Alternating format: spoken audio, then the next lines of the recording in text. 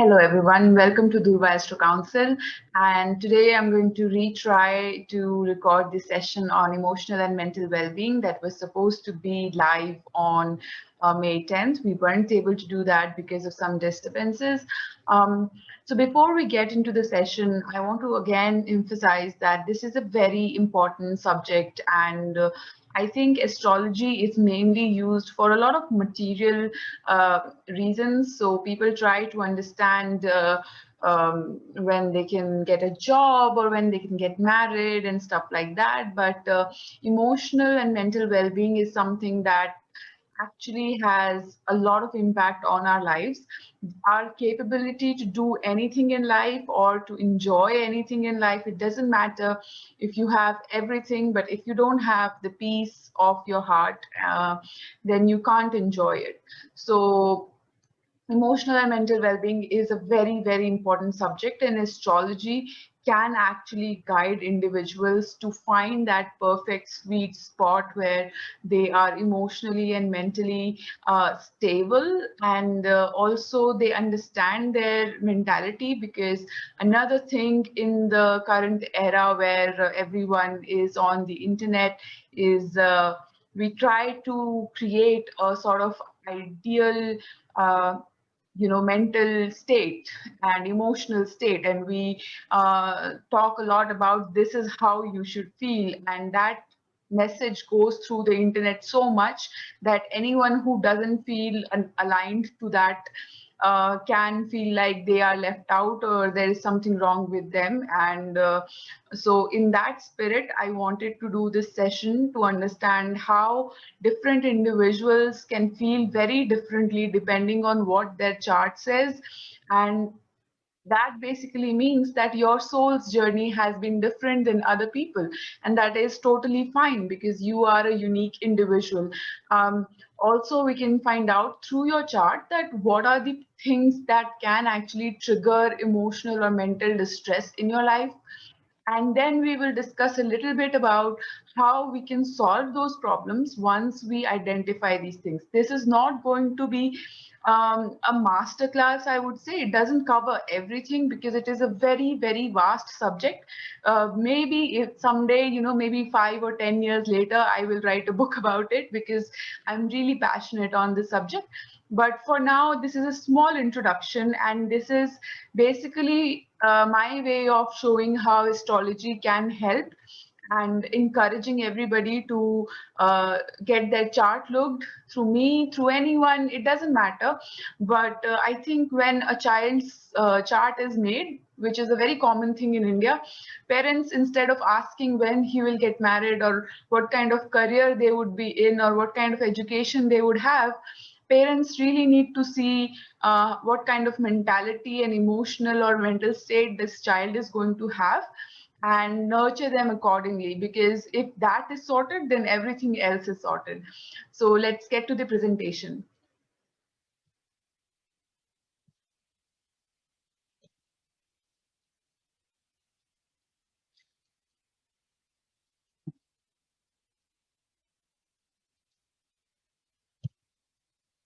So the first concept I want to introduce, because a lot of people who will watch this session, they don't know anything about astrology.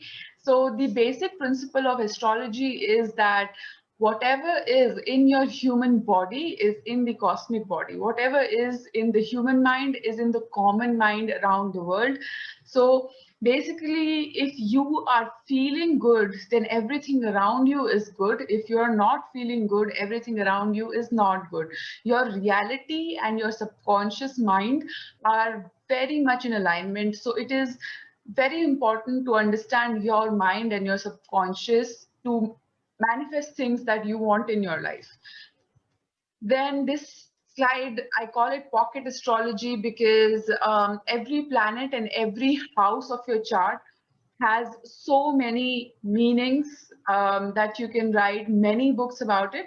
But for the purpose of this session, I want you guys to maybe take a screenshot of this slide so that you know when I'm talking about fourth house, it is this house. And then if I'm talking about first house, it is this house. So just take a screenshot if you don't know which house is which. Also, I have given a small introduction about, all the planets. So sun, the moon, the Mercury, Mars. When it comes to your psychological well-being, what each of these planets represents, and how they can impact your mind and your emotions. So when I talk about sun, it also talks about government and a lot of metals and specific grains. But when it comes to your psychology, your son is your father, so it has to do with your upbringing. The son is also about pride. So if someone is very egoistic or someone lacks confidence, that is because of sun. And it is also about morals. So that way, I have only given the significations of each planet, which talk about how they affect your emotional and mental well-being. So moving forward, what are the factors which affect psychology, karma aside? So when we are dealing in astrology, we have to just assume that everything that happens in our life is a result of our soul's past karmas, our generational karmas. So whatever our family did, whatever our soul did, and there is nothing wrong if there are problems in our chart, because basically what it means is our soul has received another chance to do the wrongs right. So basically, if I did something wrong, if I hurt someone in my past life, I'm going to get another chance in this life. I'll be put in similar situation, and this time I have to do it right. If I don't do it right, then it's just going to compound and it's going to create more issues in my life. So karma is not as bad as we think. Of course, if you have some really positive karmas, you get a lot of good things in your life, but that doesn't mean that you will start, uh, undoing, or you will forget humility, or you will not be nice to others, because that's only going to, it's like accounting, it's plus and minus game. So anyway, apart from karma, the other things which can affect a person's psychology are these. The very first thing is upbringing. So we all know that upbringing is very important. And by upbringing, I don't mean that someone who has psychological or emotional challenges, they were not brought up right.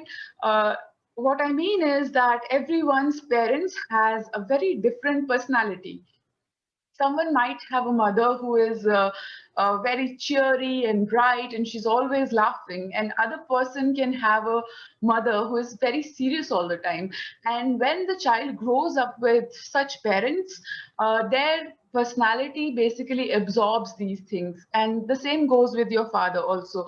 So to understand these factors, we look at the moon, the sun, and the fourth as well as the ninth house, because moon and fourth house is significator of your mother, and sun and ninth house significates your father.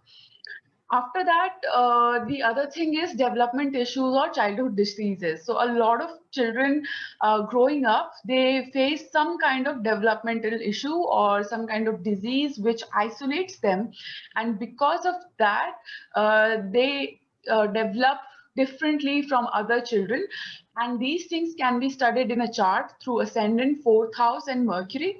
Mercury is your childhood. Mercury is your state when you are very vulnerable and when you get impacted easily, and in everyone's life that state is your childhood.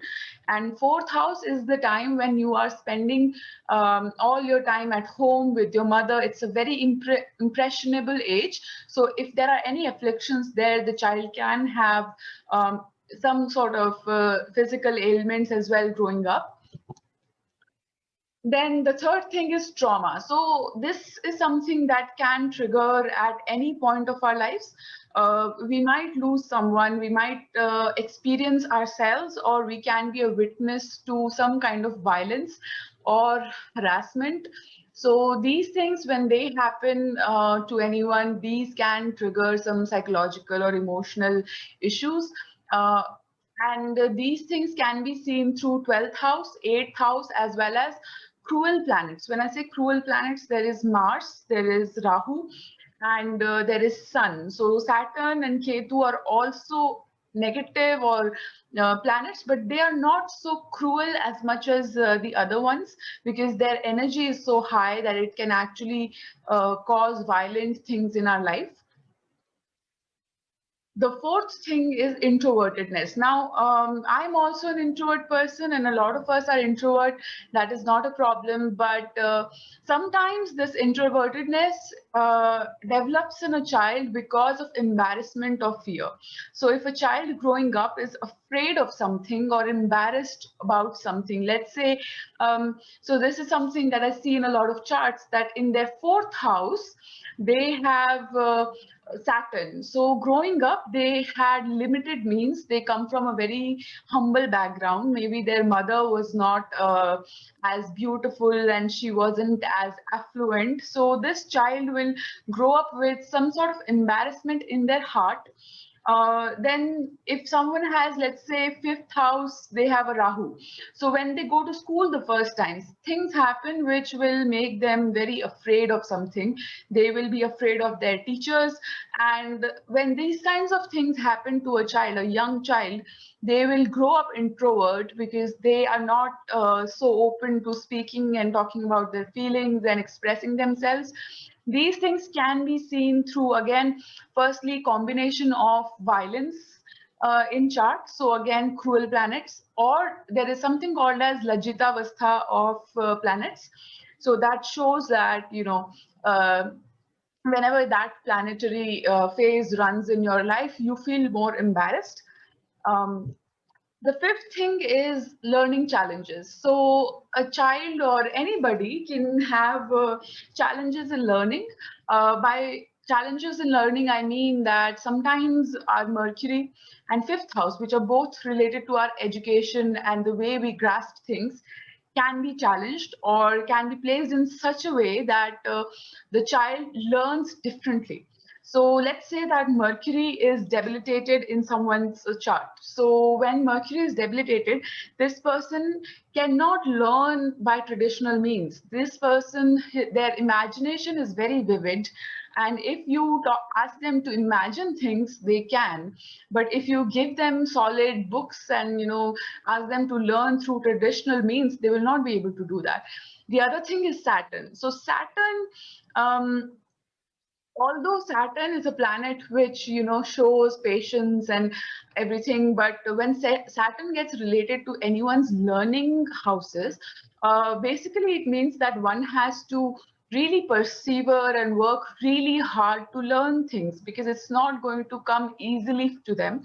So things become very slow for them. So if some child has Saturn related to their learning houses, basically they will have to take more time. They'll have to do it more slowly, and you have to be very patient with them when they are learning something.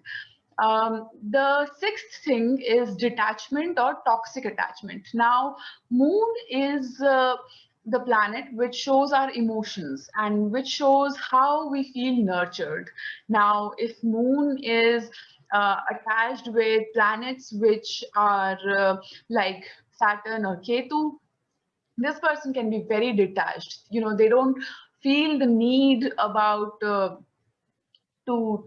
be attached to people, to talk to people, or they feel nothing has any point because they are on another level. Or and when that happens, well, it's okay if they are going to become a yogi or something, but if they have to live in the material world, it becomes really difficult for them. And the second thing is toxic attachment. So there are some combinations in astrology which show that you get overly dependent on a person or a feeling or some items. So when that happens, that can also cause troubles, because every time it is there is a saying in astrology, not astrology, in Hindu spirituality, is rather, that the people who have the highest power to hurt you, to damage you, are the ones you are most attached to. So this is why studying what a person is attached to is very important. Then Seventh thing is Rahu and illusions. So Rahu is a very interesting planet. So I shared a video recently on Instagram, and it was about space astrology. And what we discussed there is Rahu is space, it is cosmos, it is anything that has no boundaries. So basically, when your mind is really attached to Rahu, all sorts of thoughts, all sorts of ideas, all sorts of energies come to you. And when you are, maybe you're too young, or maybe you are not spiritually trained, in that case, your mind will not be able to understand all those things. You can get into illusions when there are things like multiple personality disorders, or there's something where the person starts thinking that, you know, they are God, or they are, you know, the king of the world, illusions like that. It is usually Rahu which is acting in their chart. So making sure that Rahu is in control is very important for having a healthy psychology. Then one more thing is substance abuse. Now, I know it is not really something that people like to hear, because people enjoy their drinks, and these days drugs are also becoming legal everywhere. I lived in Seattle, and drugs are okay there. So the idea here is that if someone's chart shows that their Rahu, their Saturn, or their Venus are not well placed for them, if these planets are causing troubles, so Rahu creates combinations which are called like there is uh, cursed yoga, so it is not a good yoga. And then again, Saturn creates a yoga which is called poison yoga. So you can imagine the way these yogas are named, that the person basically um, poisons themselves. So that is why these people are advise against substances, because when they are using all this, they are affecting their psychology negatively, they are affecting their ability to think positively, clearly, and that is why they are suggested, they are recommended to abstain from all this. And then the last thing is narcissism. Okay, it is a part of psychology, and it is also a part of emotional well-being, because a lot of time, so I know some people who I read charts of, and these people have narcissistic tendencies. And they are at the same time afraid that, you know, they will be alone in their life and they don't have anyone around.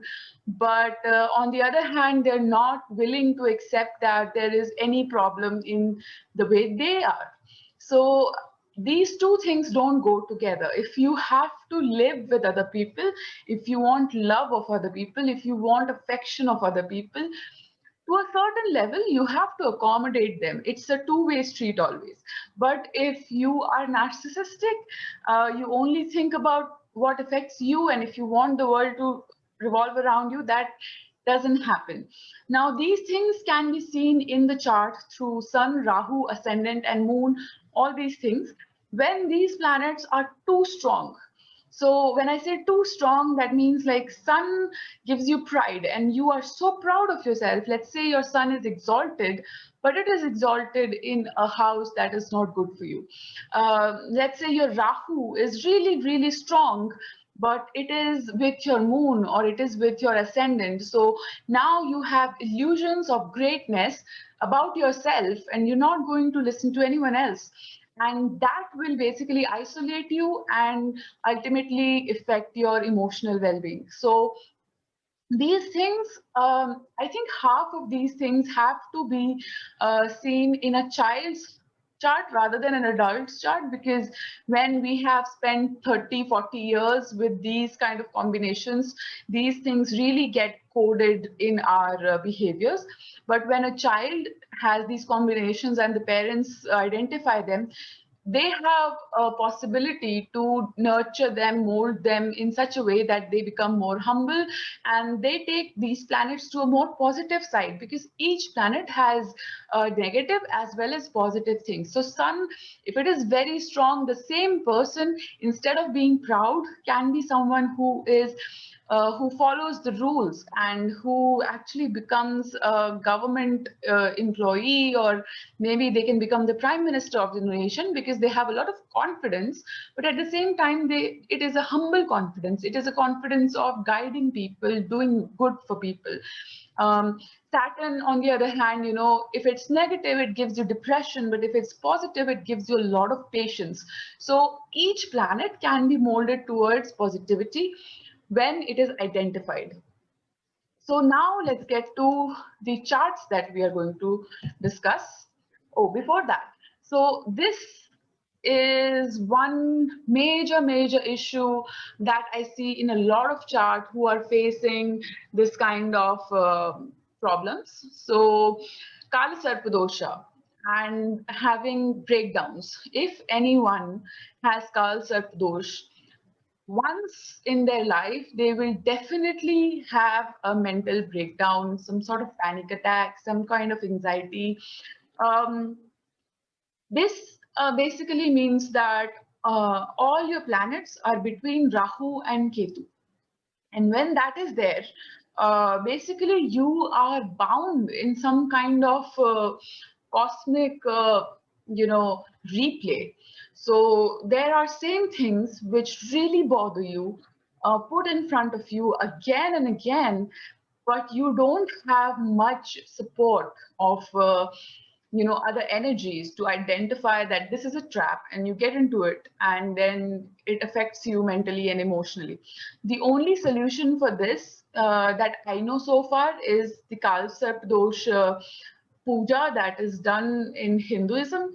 I don't know any practical solutions for this thus far, because when this Kalsarpa yoga activates, it is usually so intense that doing small behavioral remedies is out of the question. It is so intense that you can't do small things to improve it.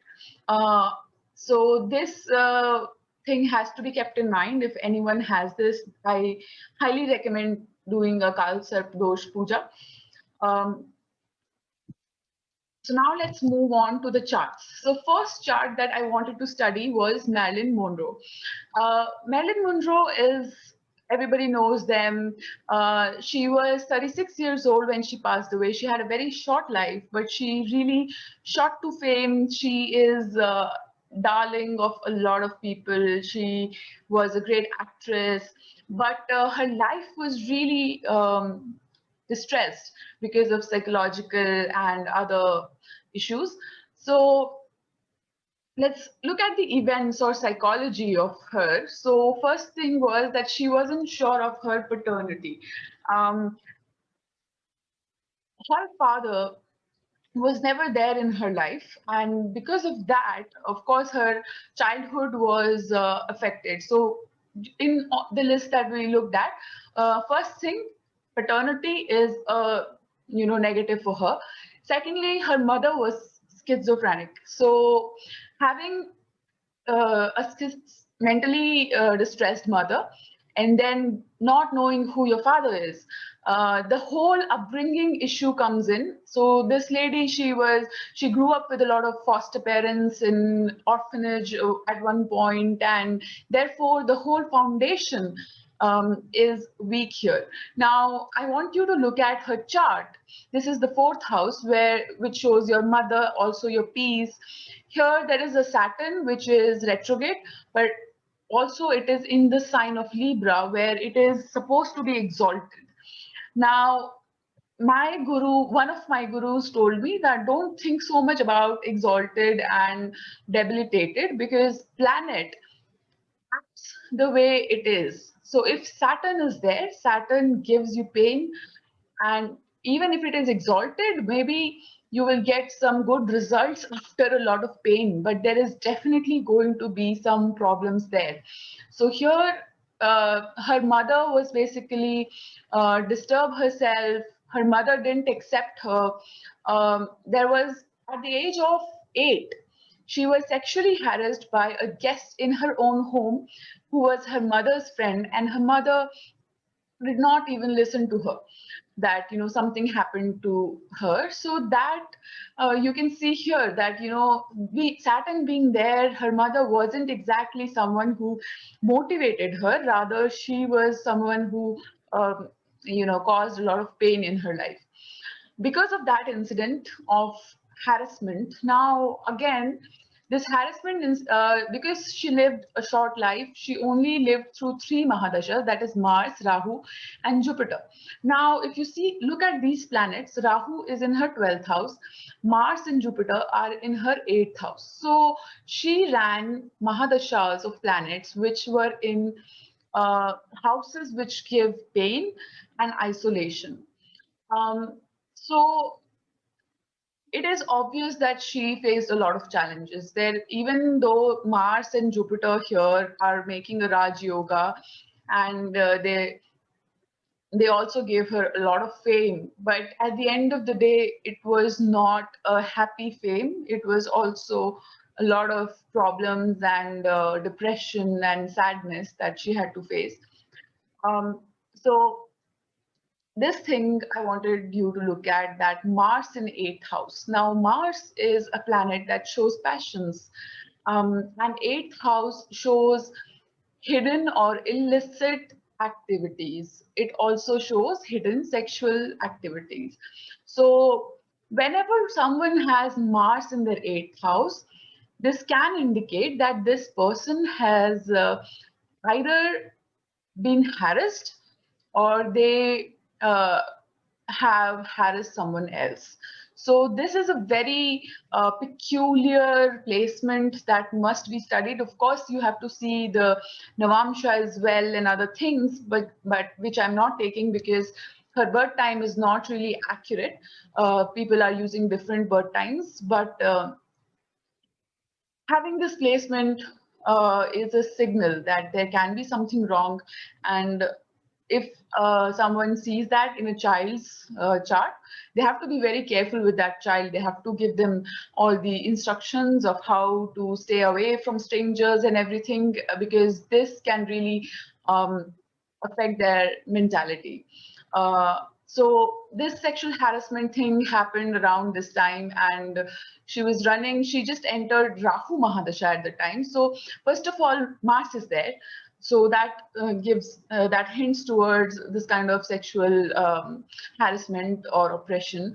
And then Rahu is aspecting through. So I'm not going to explain the aspects of planets right now, but here Rahu is also aspecting Mars.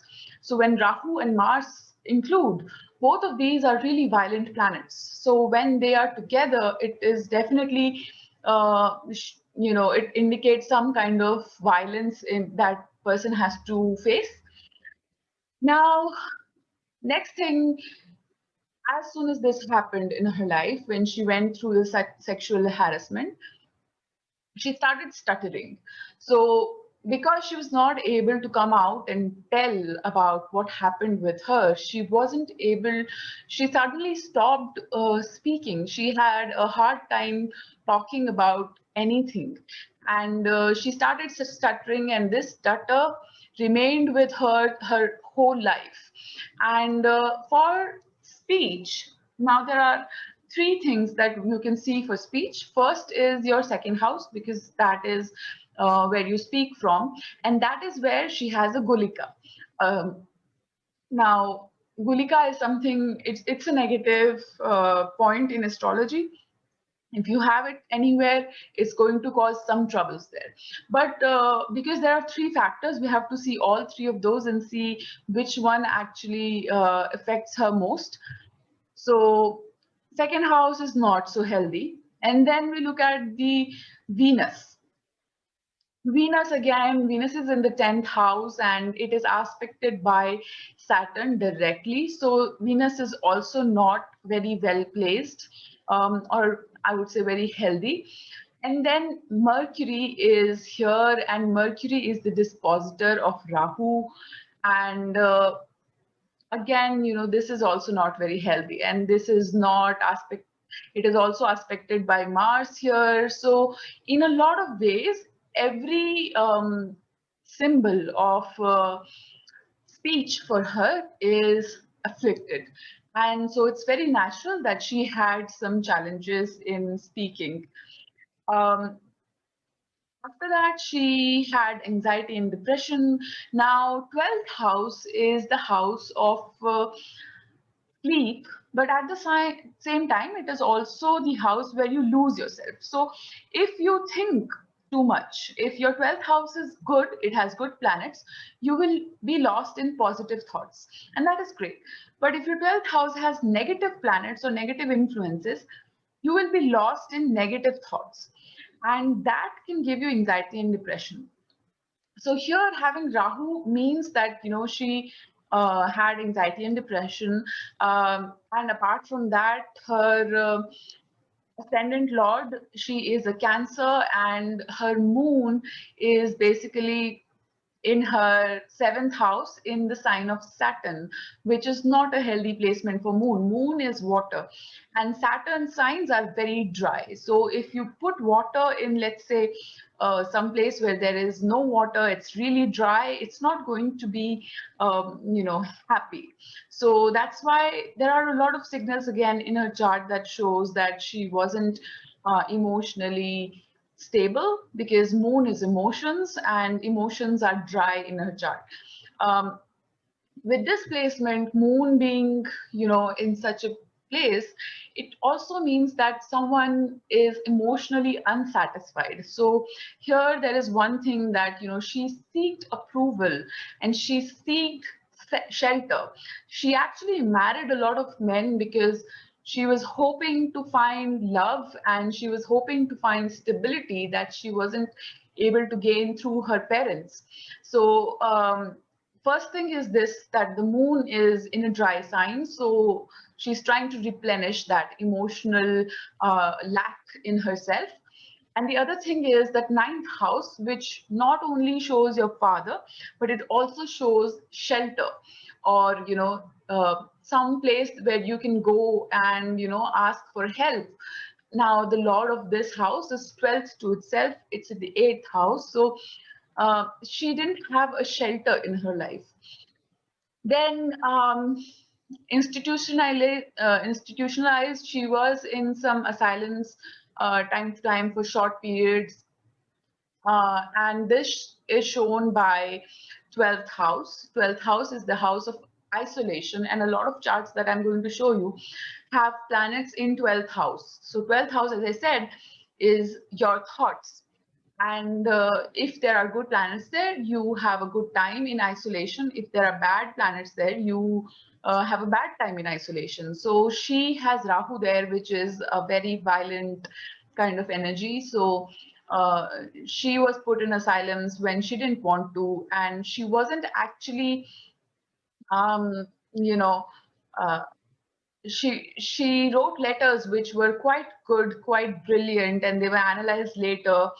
It showed, like, she wasn't completely mentally broken, but she had to be institutionalized because of her panic attacks or because of her anxiety attacks. Then early marriage, again, she has this Mars and Jupiter here. Ninth house is also about commitment and marriages, and having it in this house shows that, um, basically sudden marriage with Mars, Jupiter with Mars, which is, Jupiter is the ninth house lord. She was going to have early sexual, encounters, and she was also going to have early marriage, which she did. Now, this is a very important thing, which is drug abuse. Now, we already discussed that Rahu, Saturn, and Venus, these three things cause a person to get into drug abuse. Now, in this chart, you can see that Rahu is aspecting Saturn. So whenever Rahu and Saturn are together, they will definitely take a person towards drugs in one way or the other. So that thing causes drug abuse. The second thing is Saturn aspecting Venus. So this causes alcohol abuse. So if anyone has these both combinations, then they have what is called as the Vish Yoga, meaning the poison yoga, and the other one is called the Shapit or Cursed Yoga. And these don't have to be that negative, but if someone gets into alcohol or drug abuse, they do turn out as the definition says they are. So seeing all of this, you can imagine that this girl was set to have a difficult life. And if her chart was, let's say, analyzed when she was very young, then she could have gone and done things to avoid, triggers, because all these things are triggers in your chart. When you go and do things which are going to trigger negativity in your life, then it's just a dominoes effect. But if you understand that these are the triggers and I'm not supposed to click them, then your life can actually go into positive. So let's see Rahu in 12th house. It causes depression, it causes anxiety, it caused a lot of problems to her, it caused her to be institutionalized. How could she have positively used it? If she were to positively use it, she should have, first of all, done something for wild animals, because Rahu and 12th house are both about jungles and wild stuff. So she could have gone to Africa or any other country and done something for wild animals. She could have spent, when she was supposed to be isolated, she could have instead isolated herself doing some good work in a foreign country. And that would have actually helped her. That would have actually brought her out of her the negative, life that she got into. Remember that she was found dead with drug overdose. So Rahu and drugs. So she was not supposed to be doing drugs. She was not supposed to be drinking so much. So she should have reduced those, and instead she should have gone to another country. She should have done something for forest and wildlife, and that would actually have been very positive for her. The other thing that you can see in her chart is, she has Sun plus Mercury. It's called Buddhaditya Yoga, and it is a very positive yoga. It means the person is very intelligent. She could have actually written some autobiographies for herself and, done stuff like that. So she could have had some friends who were poets, and maybe she had that, but she was more involved with powerful people, with actors. And because of this Mars Jupiter conjunction here, and because of Moon being afflicted, she was looking for approval and shelter and emotional satisfaction in the wrong places. Instead, if she was spending her time with, and in fact, she did get married to one writer, uh, and their marriage broke because she didn't feel that he was emotionally helpful, and he had written in his diary that she was boring. So again, this Moon is here. So she got emotionally hurt by reading his diary.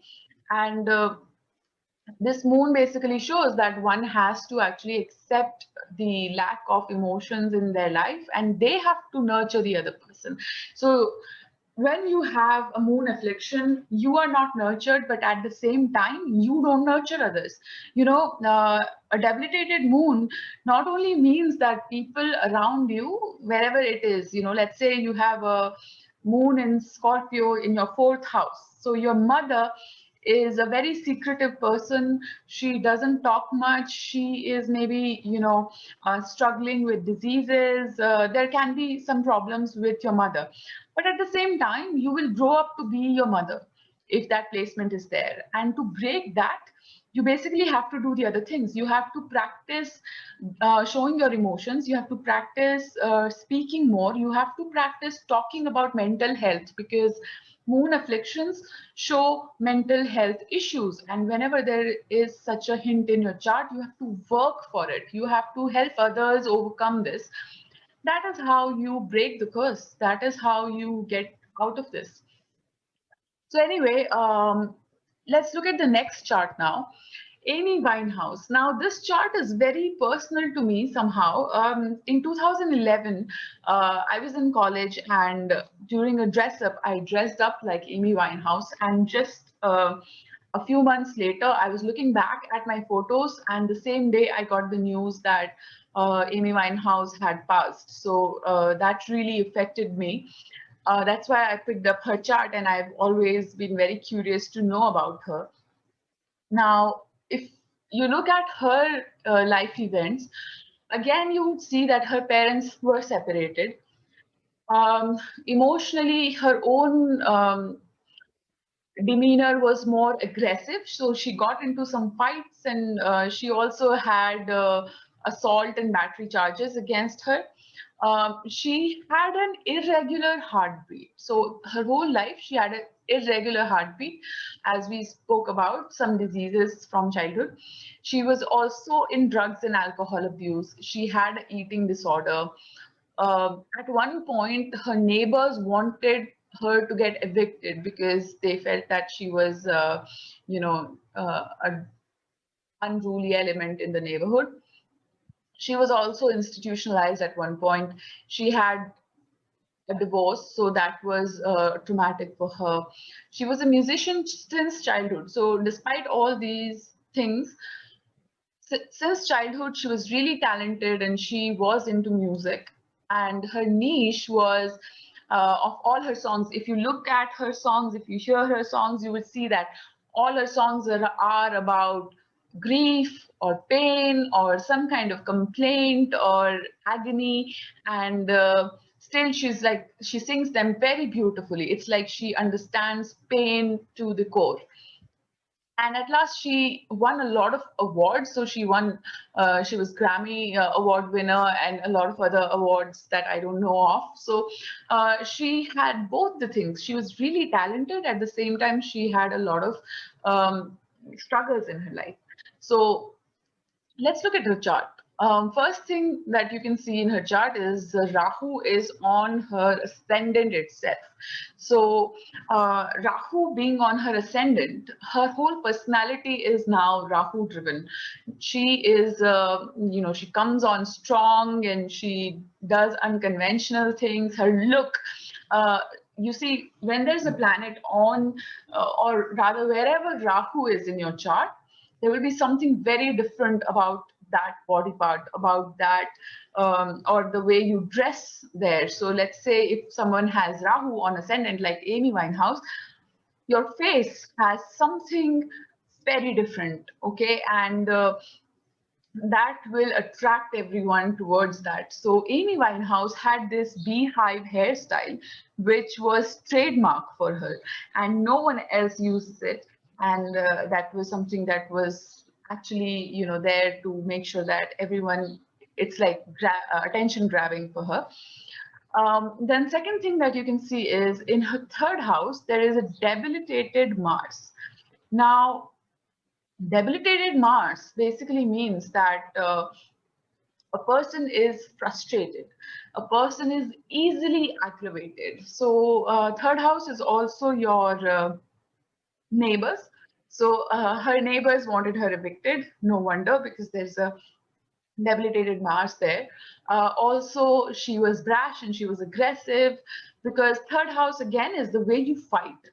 And if you are fighting when you are emotionally triggered, then obviously that's going to come off as negative and people are not going to appreciate it. So this Mars is what is causing her to be very frustrated, and this is causing anger issues for her.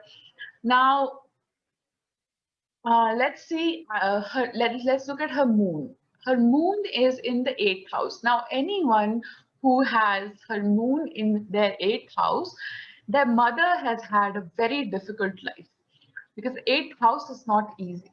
So if you have a 8th house in moon, then definitely your mother has struggled in one way or the other for making ends meet, or for maybe she was harassed physically, or maybe she had some, I don't know, she had to face some sort of violence in her life. Whatever it is, depending on the chart, 8th house moon always means that your mother was, she had a very difficult life. Now, this placement then shows that, you know, her mother, she was a nurse and she was also a driver, because so she was doing two shifts and she must not have gotten too much time. Instead, so here with Sun and Mercury, she was very talented. Even Winehouse, since childhood, she was able to play music. Now, one of my predictions, I told people to take up rhythm or, you know, music as a hobby, because whenever I see Sun related to hobby houses or, you know, learning houses, I ask them to take something up like this, because Sun uh, asks you to do things which are more fun, which are more rhythmic, something like music or dancing. So there's no wonder that she was talented since childhood. But at the same time, here the Mercury is retrograde. So having a retrograde Mercury means there is something wrong about the childhood, which is not there in a biography. But this being here, we can say that, you know, there is something wrong. The second thing that is very noteworthy about her is that she had an eating disorder. She couldn't eat much. And Mercury is also her second house lord, which is, you know, about consuming things. So Mercury being retrograde, and they are also very closely conjunct. So when some planet comes too close to Sun, then it is burnt. So Mercury being retrograde as well as combust, being burnt by Sun, she was not able to eat. And then again, her Venus, which also talks about food, is retrograde. So there is definitely some problem with the way she eats. Um, then later, you know, seventh house, she has Jupiter and Ketu. So having Ketu in seventh house causes issues in your marital life. You are either too disconnected, detached with your spouse, or you, if it's really extreme case, you can have a divorce also, or you have to live apart from each other. So there is definitely some problem here. So looking at all this, you know, we can trace the problems that she had and her chart.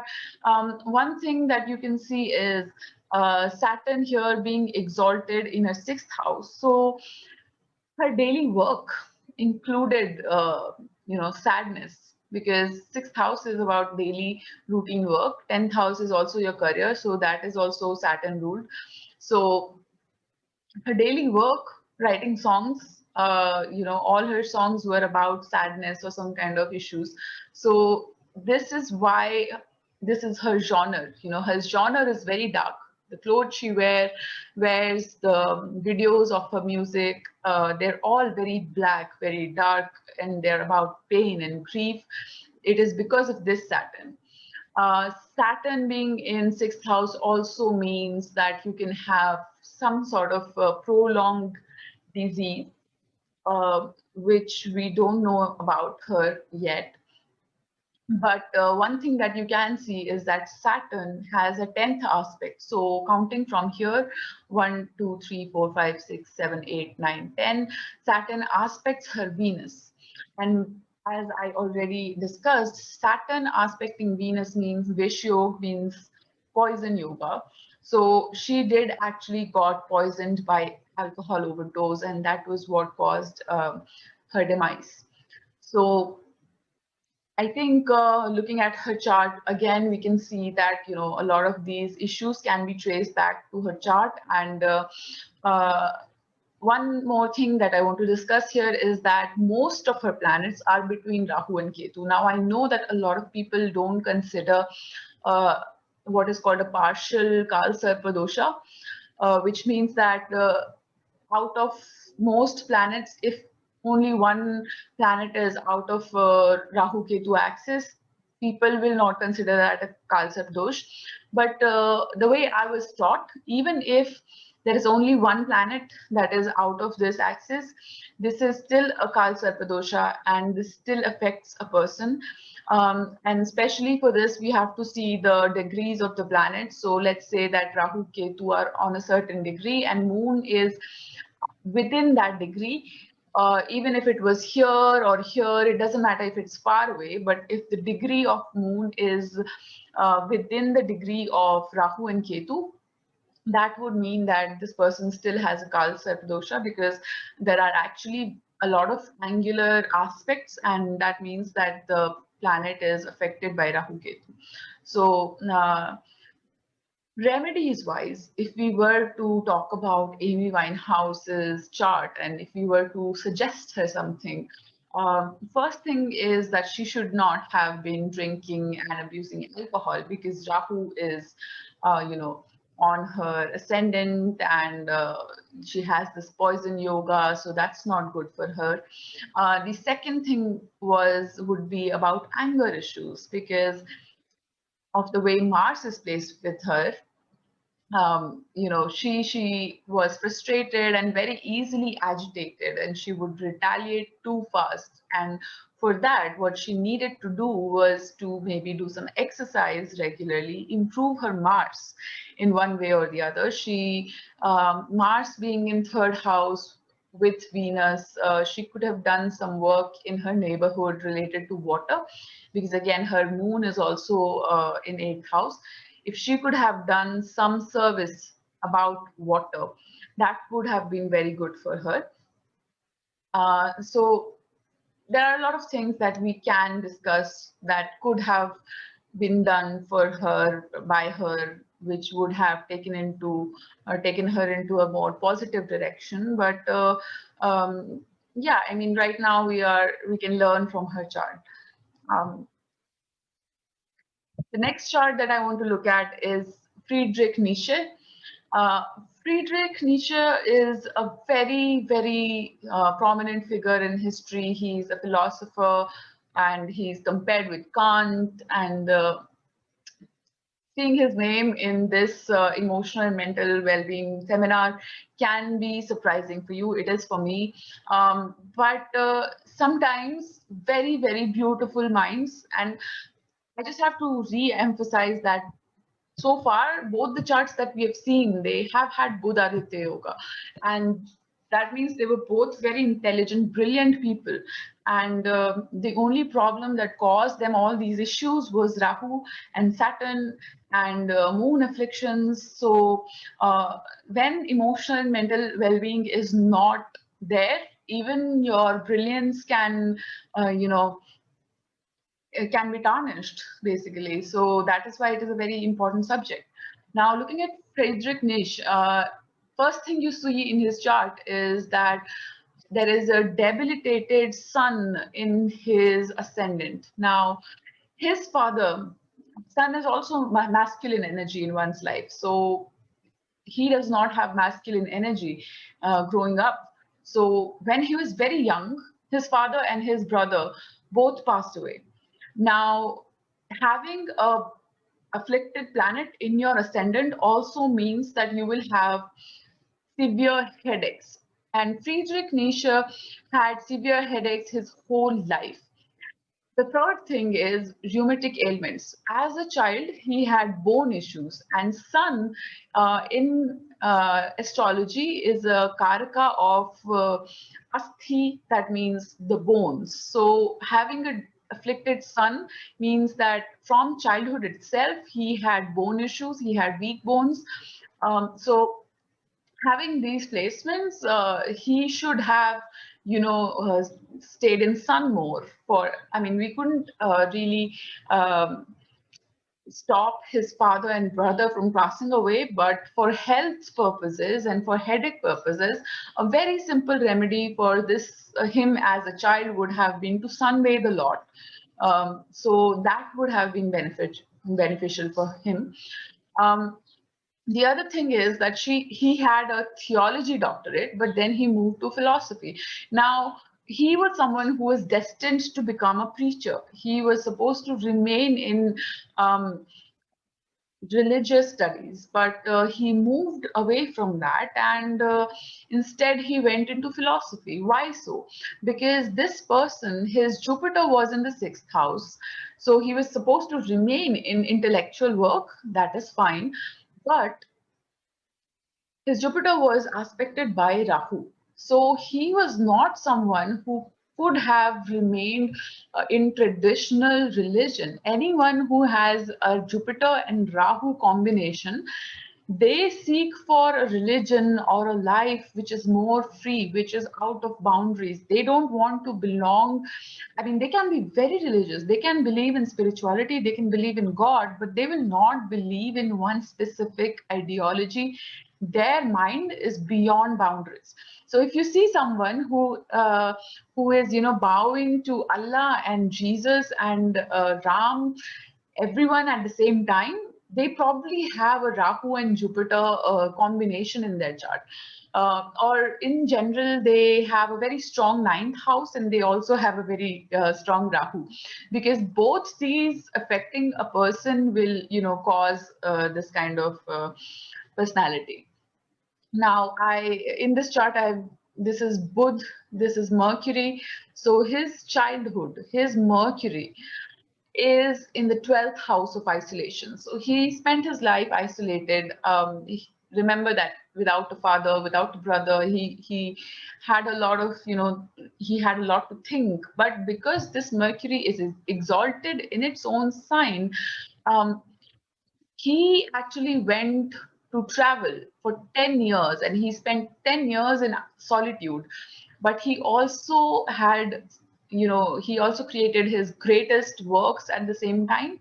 So comparing the charts of Marilyn Monroe and Friedrich Nietzsche, you can see that the 12th house, if it is good, you can do really great work in isolation. But if it is not good, it can put you in asylum.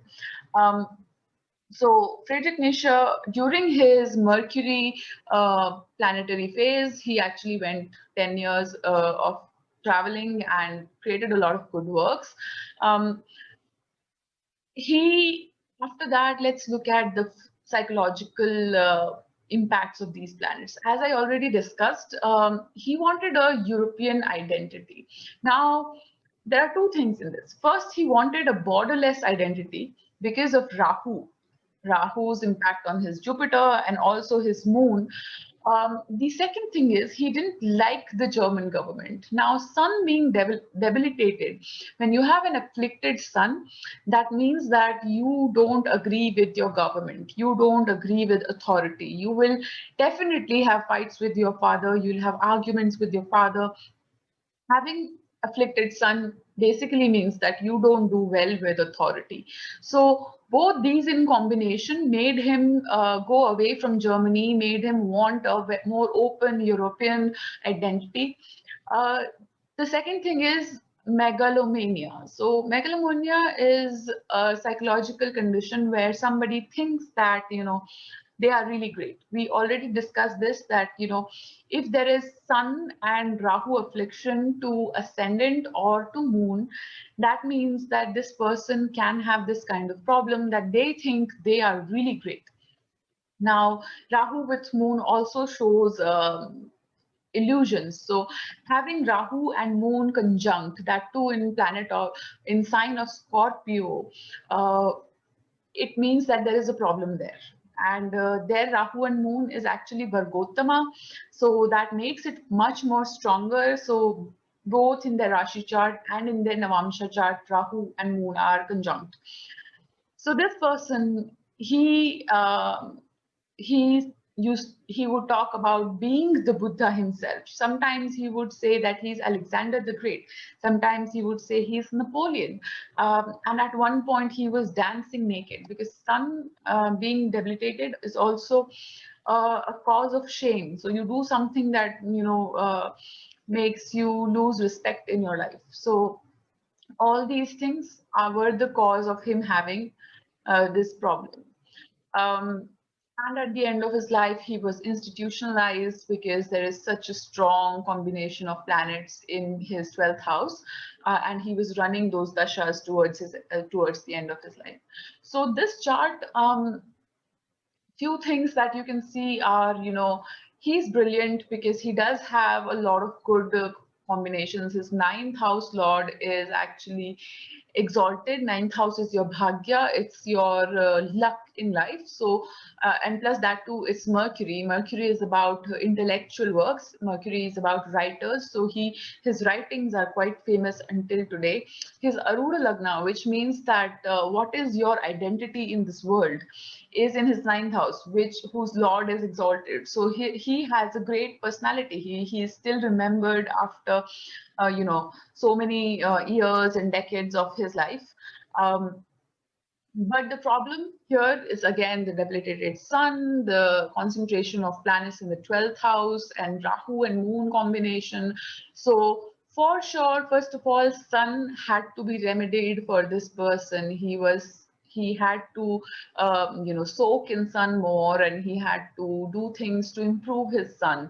The other thing he should have done was Rahu and Moon issues. Now, Rahu and Moon is something that is very difficult to cure. That is not something that you can easily solve. But what it means, what you can do, however, is there is emotional, disturbance here. There is anxiety. There is, mental issues. So one thing that this person really needs is support of family, because this is also second house. This is his family. There are unruly things, weird things in his life. And also when we have something like this, you can see that maybe this disease, this mental disease, is coming through your family. And in fact, I have to say that whenever you see any kind of very strong placement which is giving some kind of issue in your chart, 100% sure it runs in your family, because each house actually represents many relations as well. So if you have some problem, that same ascendant house is also showing your great grandfather. So your personality and your great grandfather's personality is going to match a lot, and so on. There are so many relations that are connected to the same house. Let's say someone has a friend who is mentally or emotionally challenged. This person is for sure going to have their child's spouse will also be suffering from same issues, or if they are lucky and they've actually done some good karmas in that field, they've helped their friend, they'll find as their child's spouse would be actually a psychologist or someone who also helps people like that. So by helping others who are struggling with the challenges that you are facing, you basically improve your chart. Now, moving on to the last chart, I'm not going to take too much time on this chart. Rainier Maria Rilke.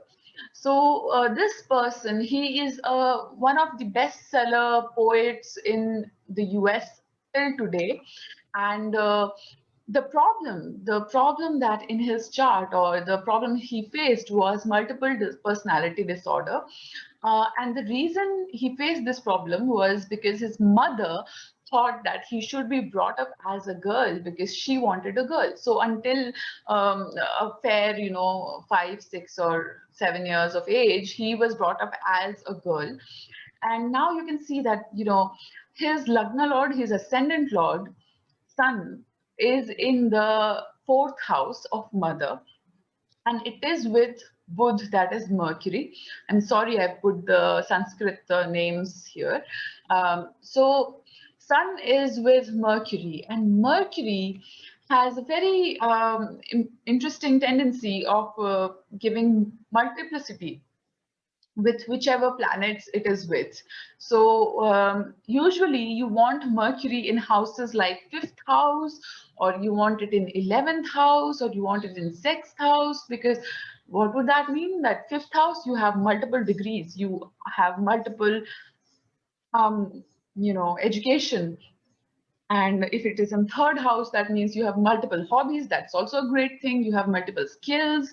You have it in the 11th house. That means you have multiple friends. You have it in the sixth house. That means you have multiple servants.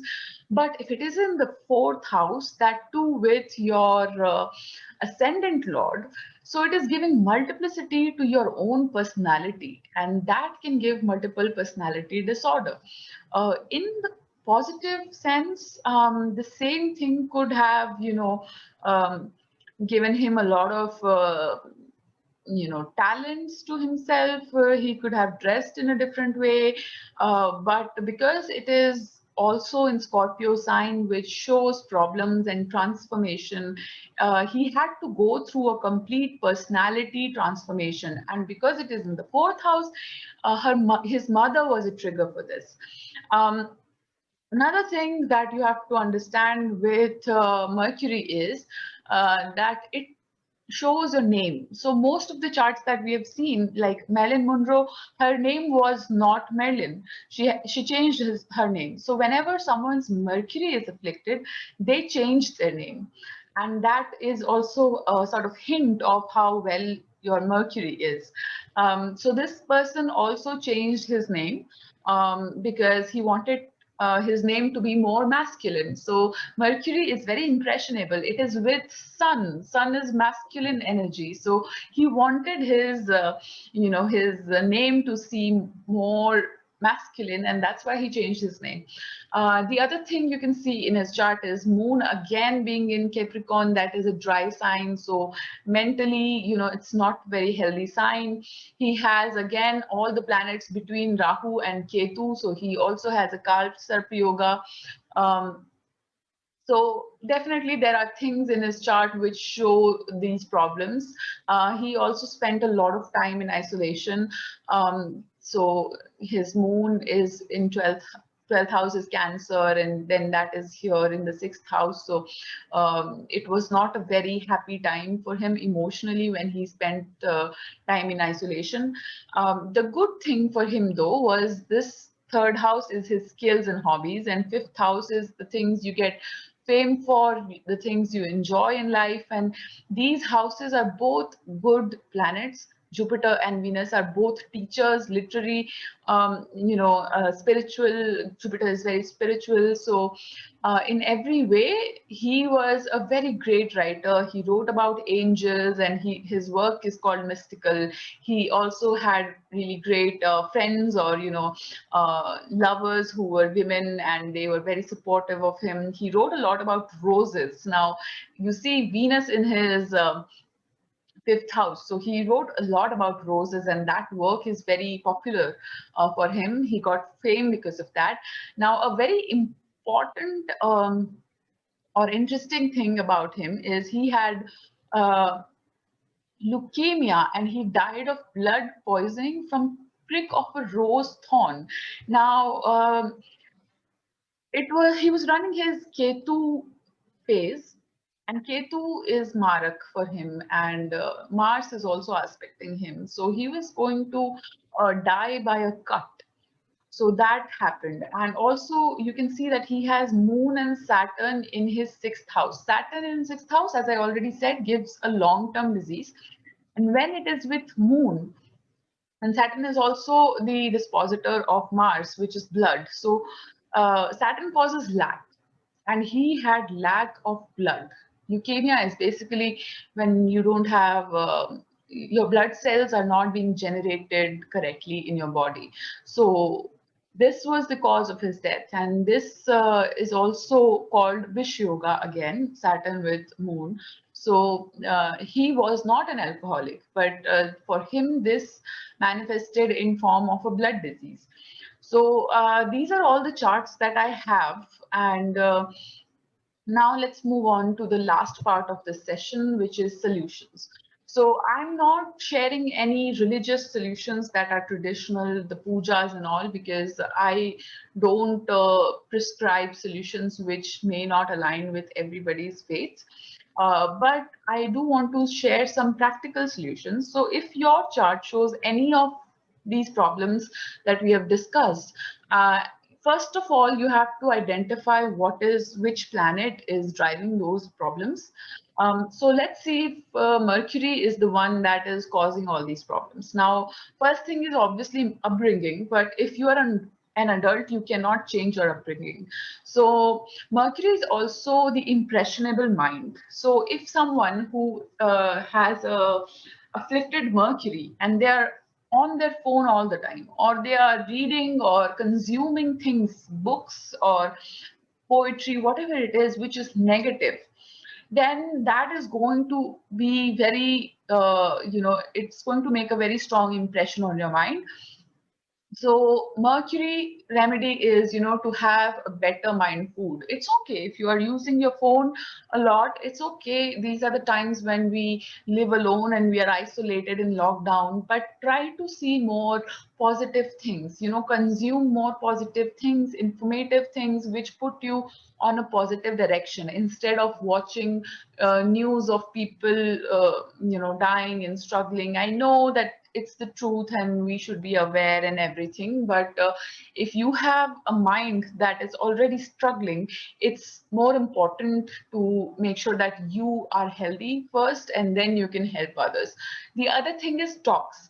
Mercury is a communicative child, so finding someone who will talk to you is very important. Mercury in the entire chart is best placed with Sun, because Sun is father, Sun is a guide, Sun is the source of light. So when you have Mercury affliction, you are basically supposed to find a source of light in your life. It can be anyone, depending on where your Mercury is placed. It can be a friend, it can be a parent, it can be a cousin or brother. Mercury is actually your cousins and your aunts as well. So, because it's most easy for us to talk to your aunts and your cousins. So, having those healthy talks, happy talks, is going to improve your Mercury. The second thing is Rahu.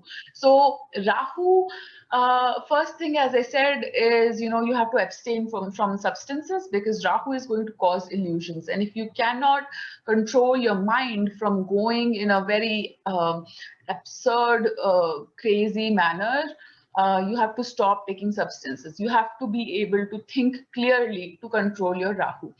The second thing that can help is technology. So learn about technology, and foreign or going abroad to other countries, or helping wildlife can really help improving your Rahu. The very peculiar thing about Rahu is, because Rahu and Jupiter are quite opposite. And in some charts, if you see that Jupiter is not helping, basically what it means is your religion is not helping you. Now, I'm not trying to convert anyone here, but if you have a good Jupiter, then you have to be very connected to your religion. If you have a bad Jupiter, that means your religion is not serving you. And when you have a strong Rahu, in some cases I've seen that people either change religion or they start taking some sort of guidance from gurus who are from other religions. So, a lot of people start listening to the talks of Dalai Lama, even though they are not Buddhist. So this is their Rahu, which is actually being supported through Dalai Lama. So it is okay that you have an active Rahu. Just make sure it's more positive. You take some advice, guidance from a foreign source, from a wise source. That will also be Rahu. Someone who speaks another language, someone who is from another country. That is Rahu in your chart. But it has to be more wise. It has to be more controlled. Rahu.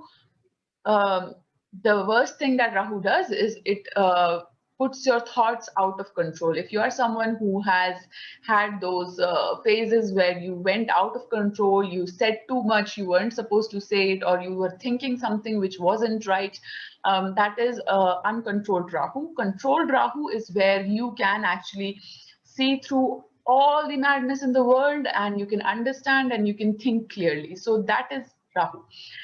Third thing is Kal Sarpa Yoga. Kal Sarpa Yoga, I still haven't seen any solution except puja, because as I said, it's so intense that doing these small behavioral changes are not possible when it gets triggered. In the puja that is traditionally done for Kal Sarpa, basically something called as a Nag Bali is done. It is not actually harming snakes at all. What happens in this is we have metal snakes, and as a gesture, we give those snakes back to the universe, and we say that, these snakes, these repeating circles that we have in our life, please take them back, because we are not able to handle their energy. And this is a very potent remedy. I've seen so many people get it done, and they see really good results after this. But this has to be done many times in your life. It cannot just be done once and it will be solved. No, at least every 5 or 10 years, you have to get the puja redone. Fourth thing is moon or the fourth house. When there is affliction to moon, or when there is affliction to your fourth house, you have to nurture and feed others. You have to, so basically you are someone who has not been nurtured so much. Your mother has had troubles, and because your mother has had troubles, maybe as a child you saw her struggle.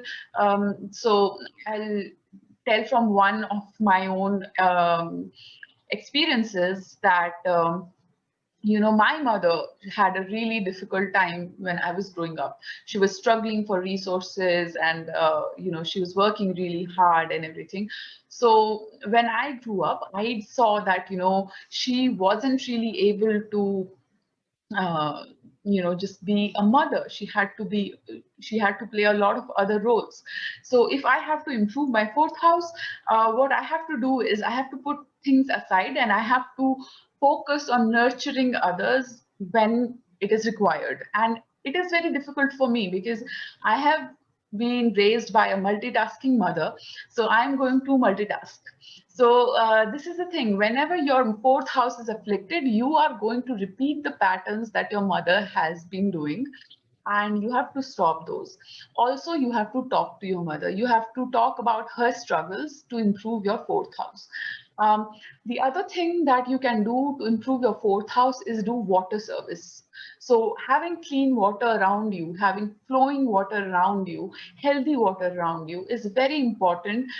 In classic astrology, fourth house is the source of water. Fourth house is the rivers that flow in villages, or the wells that villages have. And when there are bad planets there, that means that your generations or your soul has some karma that is related to maybe polluting water or wasting water, and you have to improve that. And for improving that, you can donate to such causes. You can yourself do something, maybe in your neighborhood. If you will see, your house can be situated nearby some place which has this kind of water sources. So depending on how your fourth house is afflicted, which planet afflicts your fourth house, we can find remedies to solve this. But nurturing and feeding others is something that all of us can do. Then Saturn. If Saturn is the one that is causing emotional problems for you, you have to do yoga. You have to do humble jobs at home, and you have to develop your patience. So Saturn is a planet that shows service. It shows servants. And when Saturn is causing problems in your life, you are someone who, first of all, do not treat your servants well. Second of all, or if you treat your servants well, you get cheated by them. Maybe they'll steal something from you, and then you will start thinking that I'm not going to help them. It's just a way of planets making you do some mistakes. The other thing is you are lazy and you don't clean around yourself. So when someone has Saturn is showing the causing problems emotionally and mentally, they will not live in very clean spaces, and that accumulates negativity around them. So to improve Saturn, one very good ritual that I personally follow is every Saturday I do a deep clean of my entire house, or if not my house, just my room. Or my bathroom. Just find one place where you spend a lot of time, and you just vow to clean that place every Saturday, because Saturn wants you to do humble jobs which people are doing for you. And when you do those jobs, you appreciate their patience and their hard work. So that is a good solution for Saturn. So the next thing is animals. For Rahu or any kind of planet, there are animals for each nakshatra, each planet in astrology. Finding those animals and helping those animals can really help. There's a reason that mental health patients keep support animals, because animals can actually absorb our negative energy when you help animals, because they are not able to communicate their problems. So when you help someone like that, that is going to bring you some good karma in your life. Finding animals from your chart and helping those animals can be really helpful. Then the next thing is finding supportive, positive planets in your chart. So in your chart, there can be some afflictions, but at the same time, there will be some planets which are really good for you. Like in Rainier's chart, we saw that Jupiter and Venus was really good. So his girlfriends were actually really supportive to him. They encouraged him, and that was a ray of light for him. So the same way, everyone has some supportive, positive planets, and we should identify them. We should strengthen them. If you don't have those relationships, let's say your moon is really strong, but your mother is not there with you, maybe she passed away, or maybe she lives in another country, you can find people who have those kinds of energies. You can hire coaches. You can hire an emotional coach. An emotional coach is basically someone with a very strong moon, and they can help you get through your problems. And also, then you can, strengthen those relationships. If you identify that, let's say your brother is really good for you, keep in touch with them, talk to them more often, because when you speak to that relationship, you are going to activate that planet again and again in your chart. Then, of course, helping others in their mental health journey is going to earn good karma for you. I've emphasized this point throughout the presentation. So the last thing in this presentation as a solution is understanding and practicing healthy behaviors of planets which are causing troubles for your mental and emotional well-being. So what I mean by that is, let's say that your sun is afflicted and it is causing some problems in your chart. So you have to understand how does a good sun behave and how does a bad sun behave. A good sun basically means that you are protective, you are taking care of your citizens, you are helping others, you are confident, and your pride doesn't get easily hurt. You are not someone who because you appreciate someone you feel little yourself. You're not like that.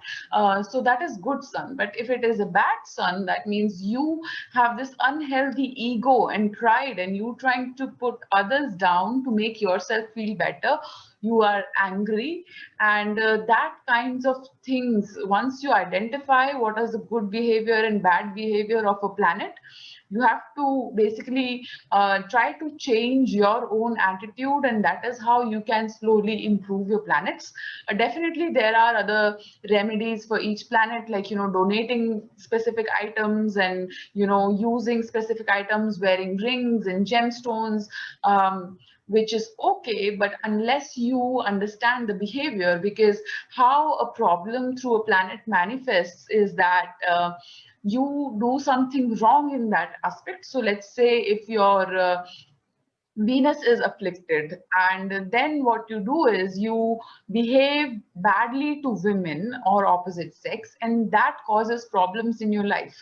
And it doesn't matter if you wear a very good diamond and if you have flowers in your house, unless you improve that behavior, you're going to continue accumulating that bad karma, due to which Lakshmi is going to go bad for you, and then you're going to have wealth issues, and you're going to have relationship issues.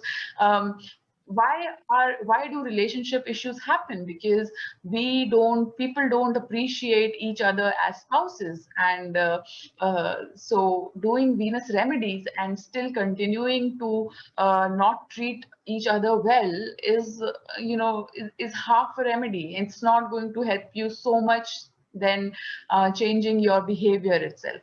So I hope this presentation was helpful for you. If you have any questions, as I had promised, I will still answer them in the comment section. I may not be able to answer all the questions, but I will do my best to answer most of the questions. I hope you have a good time, and I hope you have some good takeaways from this presentation. One thing that is very important that I want you to note is not to be afraid if you see these combinations.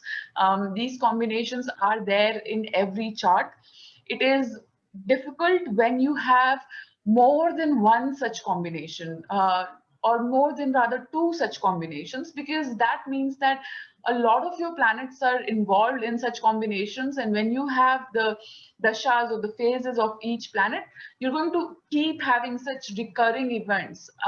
But instead, if you have just one planet who is afflicted, first of all, the dasha is not going to be there forever. Second of all, it will be easier to cure that. But if there are multiple such combinations, then it is more difficult. And then I think you need some sort of counselor. As if you believe in astrology, then you find yourself a good astrologer. Otherwise, you need other kind of, psychological counseling and help. But definitely do look at your charts and see if you have any of these problems, and don't worry, just understand this better. Understanding knowledge is the best power you have to solve anything. That's all.